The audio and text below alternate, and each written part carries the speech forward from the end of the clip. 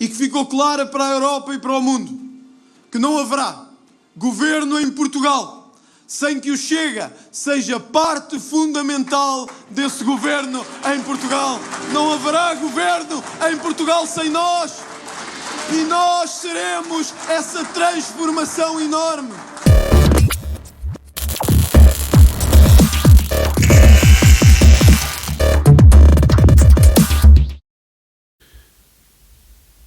Meus caros, na manhã seguinte à noite eleitoral, um resumo daquilo que ontem aconteceu.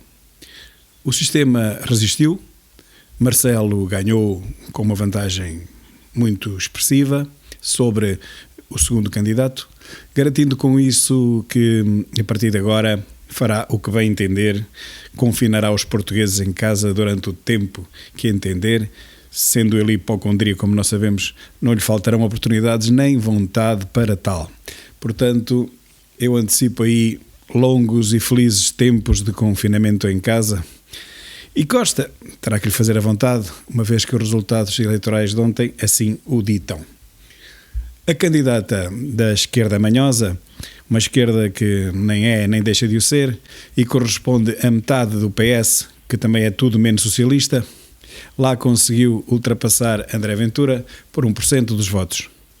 Mas é claro que ela devia ter muito mais do que isso, pois metade do Partido Socialista vale 18%, mais 3% da Marisa seriam 21%, mais 1% do Comunista seriam 22%, e mais os seus próprios apoiantes, pois seria a mais-valia do candidato, não é? O candidato tem que trazer uma mais-valia, não pode estar só à espera dos votos dos partidos que a apoiam, não é? Neste caso, nenhum partido de peso a apoiou diretamente.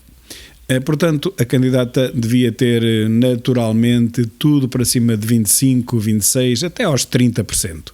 Ora, ela não chegou sequer aos 13%, o que é uma verdadeira derrota. E uma derrota que traz consequências. Que vai Ana Gomes fazer a partir de agora?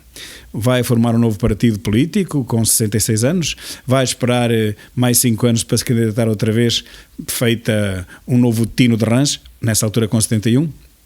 Eu sinceramente penso que depois deste desaire, Ana Gomes vai arrumar as botas e a vida política dela simplesmente terminou. E que arraste consigo Manel Alegre e, sobretudo, aquele ex-promissor político do PS que o escândalo que todos conhecemos fez desaparecer da praça pública durante 20 anos e que agora Ana Gomes decidiu tentar recuperar e retirar lá do baú das velharias. Felizmente sem sucesso, espero portanto que o volte a colocar lá por mais 20 anos, pelo menos. Marisa e João Ferreira desapareceram praticamente da cena política. Marisa com o apoio do Bloco de Esquerda, que não vale mais do que 3,9% dos votos, portanto um terço do Chega é o que vale o BE, e o candidato comunista com um pouco mais, 4,2%, também pouco mais do que outro terço do Chega.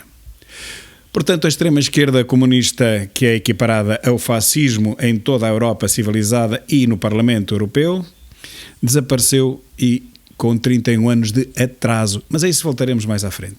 André Ventura, que é realmente a estrela de toda esta eleição, estrela maldita pela comunicação social, estrela que tem contra si todas as televisões de Portugal, sem nenhuma exceção, todas as rádios e todos os jornais, tirando um jornal online.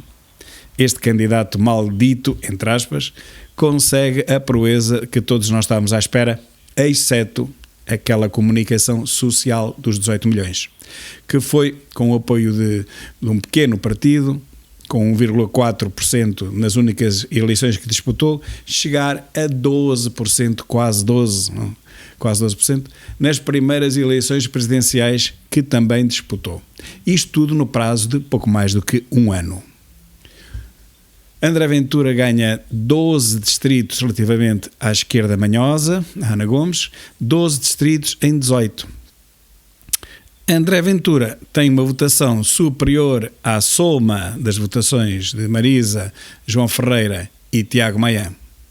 Portanto, assistimos à destruição completa da extrema-esquerda nos seus últimos redutos. Por exemplo, no Alentejo foi conquistado pela primeira vez desde o 25 de Abril e já lá vão 47 anos. O Chega passa a ser a terceira maior força de todas as sondagens, o dizem, e poderá eleger 18 ou até 20 deputados. O Bloco de Esquerda e o PCP nunca mais recuperarão de uma avalanche destas.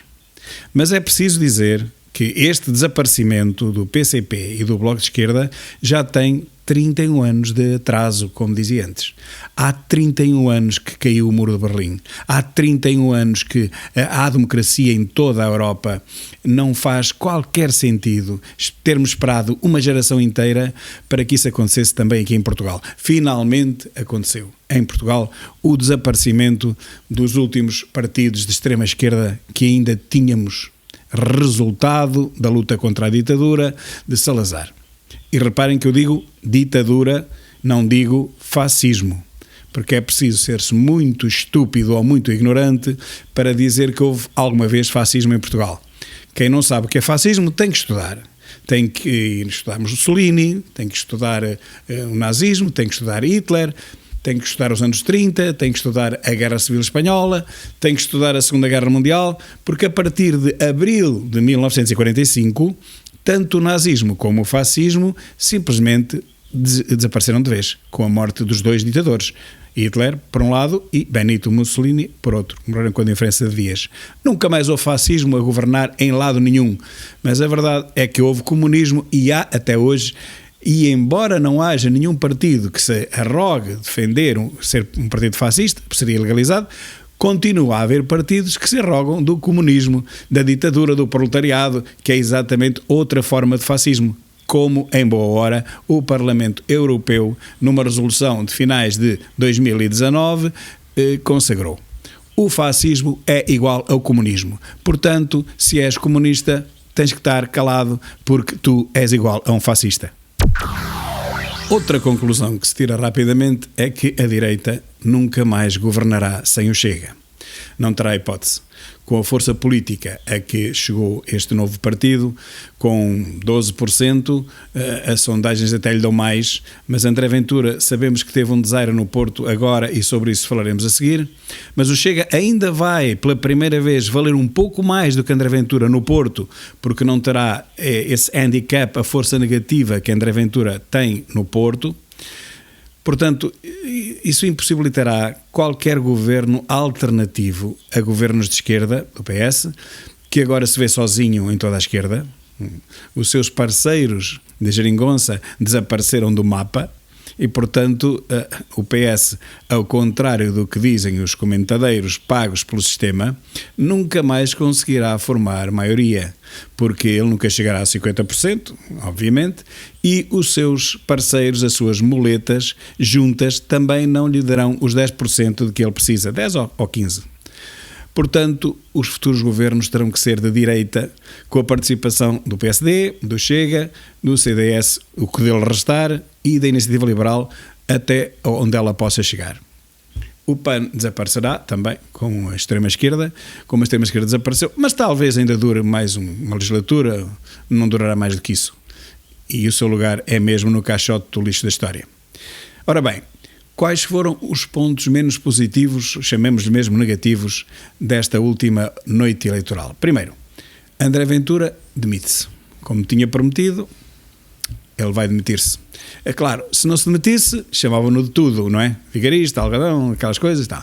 Demitindo-se, chamam-no na mesma. É tudo uma treta, porque ele vai se demitir, mas ao fim e ao cabo fica ele na mesma, porque isto é preso por ter cão e preso por não ter, não há alternativa nenhuma ao homem. A comunicação social, socialista, aliás, não lhe deixa qualquer tipo de margem de manobra. O homem não tem hipótese. Ele também faz o que quiser e manda-os a todos bugiar. Incidentes. Houve alguns incidentes que prejudicaram os resultados eleitorais em André Ventura. O primeiro foi o episódio dos lábios vermelhos. Bem, isto foi completamente mal interpretado pelas mulheres, por algumas, mas muitas mulheres, que foram manipuladas no sentido de pensarem, de serem levadas a pensar que o Ventura estava a fazer alguma crítica às mulheres. Claro que não. Se estivesse a fazer alguma crítica seria àquela mulher, em especial à Marisa Matias, E digo mais, ainda bem que não perceberam o alcance total da crítica. Mas aquilo era um momento de humor. André Ventura estava descontraído, ele gosta de vez em quando de fazer umas incursões pelas áreas do humor e até nisso tem jeito. E então saiu-se ali com 2 ou 3 charlas, tiradas humorísticas, comparações que, enfim, pronto, podemos dizer que no seio de uma campanha com as televisões em cima talvez não fossem as mais felizes, mas como digo, ele estava descontraído, estava ali num ambiente de amigos, talvez por momentos tenha esquecido que estavam lá as televisões e, como sabemos, as televisões podem estar a filmá-lo durante 1 hora que só vão buscar aquele pontinho, aquela mínima picardia, aquela criticazinha mais mordaz ou contundente que ele fez, e é isso que vão buscar de 1 hora de discurso, por exemplo. E foi exatamente isso que aconteceu. No discurso nada se sabe, a não ser a parte dos lábios vermelhos, porque foi isso que a comunicação social cuidadosamente selecionou. Ora, isto foi entendido como uma crítica às mulheres, que é uma estupidez. Como é que André Ventura iria criticar todas as mulheres? Então, ele não quer os votos das mulheres, só quer os dos homens? Pá, completamente estúpido. Mas há pessoas que não alcançam muito mais do que 1,5 metro à sua frente e, portanto, essas deixam-se manipular pelo que alguns criminosos, e aponto o mesmo dedo, alguns criminosos da comunicação social que deviam estar presos em vez de estarem nas redações, deviam estar numa cadeia, porque esses sabem manipular as mentes simples de muitos portugueses. Esses criminosos decidiram fazer uma campanha com base nessa picardia, neste fait divers que André Ventura se lembrou naquele momento de improviso de referir, com o batom vermelho e tal da Marisa Matias. Por ser mal interpretado, André Ventura terá perdido mais do que 1% dos votos. Terá. Outro problema, este parece-me bastante mais grave, é o problema do Porto. E sobre o Porto há 2 versões, e não há só uma. Há aqueles que dizem, bem, ele no Porto não tem hipótese nenhuma porque ele é benfiquista, andou muitos anos a comentar o futebol na CMTV, sempre naquele bate-boca lá com outro indivíduo do Porto, lá com o Aníbal qualquer coisa, Pinto, e portanto ele é persona non grata no Porto. Esta é uma vertente, não sei até que ponto aquela explicará tudo, mas que explica alguma parte, explicará, porque eu lembro-me, nas eleições para o Parlamento Europeu, nós tivemos um cabeça de lista do Porto que era uma máquina, o super polícia, o Hugo Hernano, e que toda a gente adora, e que mesmo assim não conseguiu resultados compatíveis com aquilo que se poderia esperar. Portanto, não há dúvida que há aqui uma mala pata, há um handicap, há uma força de corrente negativa no Porto relativamente a André Ventura. Espero que o mesmo não aconteça relativamente ao partido. Por isso é que eu digo, e disse há pouco, que o partido no Porto vale um pouco mais do que vale André Ventura, por causa disso. Mas por outro lado, há também, e todos assistimos a isso, uma campanha organizada para denegrir a imagem da Distrital do Porto. Bem, eu não vou defender a Distrital do Porto, não conheço o Zé Lourenço, não conheço a sua Distrital, parece uma pessoa normal, bem intencionada. Agora, isto que aquele jornalista fez lá na SIC, antecipar, para já fazer a peça das catacumbas, e depois antecipar a transmissão dessas mesmas peças para a campanha eleitoral e no período pré-campanha foi algo que eu nunca tinha assistido e nem acredito que no Estado de Direito tal coisa seja possível. Com um jornalismo regulado pela ERC, não compreendo como é que não há queixas contra este jornalista. Por tentativa, ele próprio confessou, por tentativa confessa de manipulação da opinião pública. E o que é que ele traz nas suas peças? Traz aquilo que se passa em todos os partidos que existem em Portugal, que são jogos de bastidores, nem sabemos para já se aquilo é tudo verdade, se é mentira, mas também não há ali grande coisa. Primeiro aquilo foi uma montanha que pariu um rato, mas depois, mesmo em algumas acusações que lá estão, que realmente não são simpáticas, isto é o que se passa em todos os partidos em Portugal. As lutas por chegar a lugares, por chegar ao poder, isso é o normal nos partidos políticos. Não se falou de crimes, não se falou de tentativas de homicídio, não se falou de pancadarias, espancamentos, não se falou de... a não ser do jogo político normal que existe em todos os partidos de Portugal. Mas esse Pedro Coelho decidiu fazer do Chega um bode expiatório, um partido único do que às lutas pelo poder dizem respeito. Ora, sendo isso uma coisa normal, o Pedro Coelho, para além de ter sido um péssimo jornalista, foi também desonesto e criminoso até, no sentido em que sabia bem que estava a tentar manipular as consciências dos portugueses que não estão a par do que se passa no interior dos partidos. Levantou-se um coro de protestos, ainda na noite de ontem e hoje, nas redes sociais, por causa do presidente da Distrital do Porto, que eu mais uma vez digo que apenas conheço praticamente de vista. Ora, eu vi o trabalho que foi desenvolvido no Porto. Eu vi um comício num drive-in que nem a mim próprio passaria pela cabeça. E olhem que eu, nesta coisa de produção de eventos e de espetáculos, eu já fiz muita coisa muito inovadora. Mas, mais uma vez digo, aquilo não me passaria pela cabeça. Portanto, o trabalho no Porto parece-me ser um trabalho meritório. Os problemas que há entre eles desconheço completamente. O trabalho da Distrital parece ser um trabalho meritório, parece ser um trabalho notável, se bem que mesmo assim só se conseguiu aquele resultado, bom, mas isso por algum motivo foi. Esse problema do Porto é realmente um problema que tem que ser resolvido urgentemente no partido. Consequências agora mediáticas e pessoais destas eleições. Ana Gomes, o que é que ela vai fazer? Nada. Vai criar um novo partido? Não me parece. Vai esperar 5 anos até ser outra vez candidata? Nessa altura com 71 anos?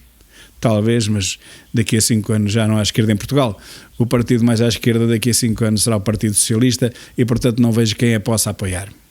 Marisa Matias, por maioria de razão, volta para o Parlamento depois deste flop autêntico, este falhanço, esta desgraça que lhe aconteceu na vida.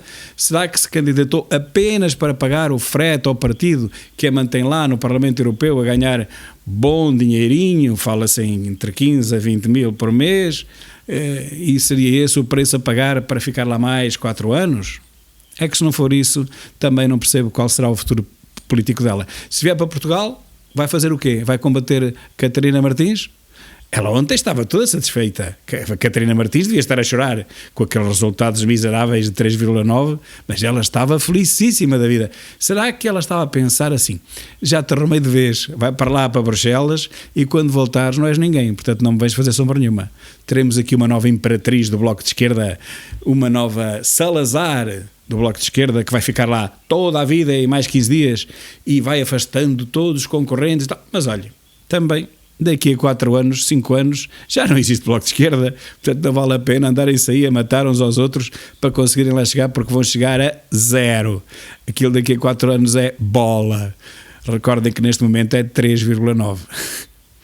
Ao contrário de toda esta gente, e a vida nem sempre é justa e é inexorável, enquanto eles estão em final de carreira, André Ventura está a início da mesma.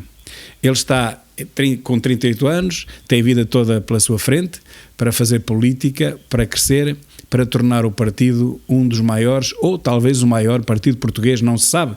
Se for tudo de acordo com o que tem acontecido em toda a Europa civilizada, não tínhamos dúvida que o Chega será uma das 2 principais forças políticas em Portugal dentro de muito pouco tempo. Já nem digo a terceira, digo a segunda ou a primeira, que é o que acontece na maior parte dos países desenvolvidos da Europa. Mas, como digo, com 38 anos, a única coisa que lhe falta a ele é a idade, é a experiência de vida para conseguir chegar ao topo da política nacional. Portanto, o que não lhe falta também é tempo para isso. Portanto, tem a vida toda pela frente, é só esperar.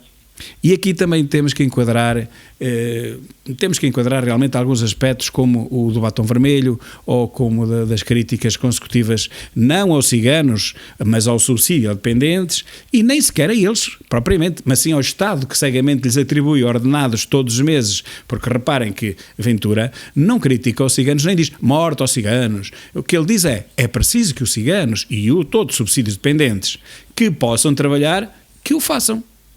Agora, ninguém quer matar ciganos, ninguém quer deportá-los, ninguém, seu perfeito juízo pode pensar nisso, como fizeram os comunistas para o arquipélago de Gulag. Não, nós queremos é que o subsídio a dependentes que possam trabalhar, e a maioria deles felizmente pode, ainda são jovens e na flor da idade, que o façam, que contribuam para a riqueza nacional.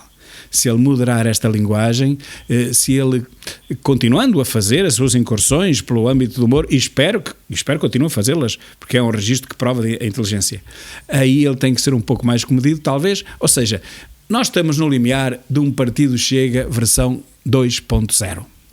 O partido tem que mudar mais cedo ou mais tarde. E esta é uma oportunidade, talvez de ouro, para o fazer. O partido cresceu muito e muito rapidamente. Cresceu exponencialmente e continua a crescer. Mas talvez seja esta a altura da direção se sentar à mesa e discutir o futuro deste partido.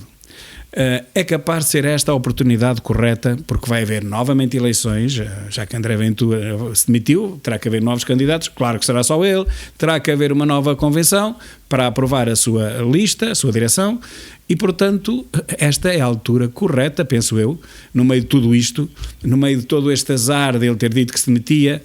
Talvez sem querer ele tenha proporcionado a ocasião correta para que o partido faça em si mesmo a sua evolução. Não uma revolução, uma evolução na continuidade, como dizia Marcelo Caetano.